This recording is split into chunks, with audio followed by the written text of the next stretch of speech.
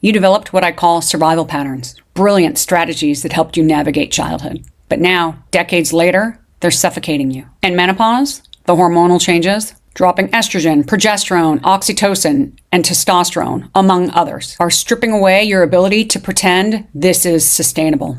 Let me explain what really happened. Every child needs about 10 core emotional experiences to develop a healthy sense of self. When these needs aren't consistently met, we don't just move on. We adapt. We create survival strategies that help us cope.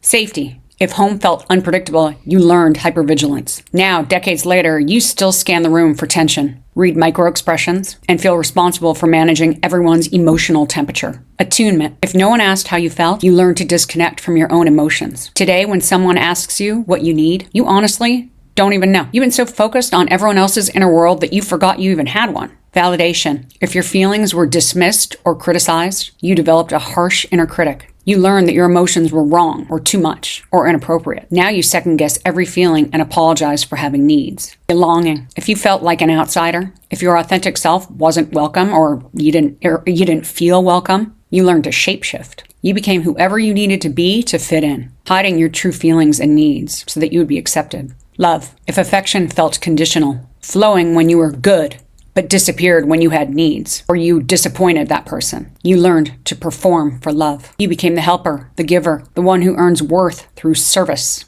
Nurture. If you became the family caretaker early, you learned that your job was to give, not receive. You struggle now accepting help or care from others. Comfort. Without consistent soothing, you learned self-soothing in unhealthy ways. Emotional numbing. Overworking, perfectionism, heavy alcohol consumption, compulsive food consumption. You can't relax until you control or manage everything, or provide yourself with comfort or numbness. Attachment. When love and safety felt unpredictable, you learned to cling, to overperform, withdraw, or silence yourself to maintain the connection. You sacrificed authenticity for belonging. Boundaries. Without the modeling of healthy limits, you learned people-pleasing, overgiving, and difficulty saying no. Conflict became something to avoid at all costs. Acceptance. Without unconditional acceptance, you develop perfectionism and self-criticism. You fear being too much or not enough, so you overachieve, hide, and shut down. These unmet needs created what I call survival mode, a nervous system that never feels safe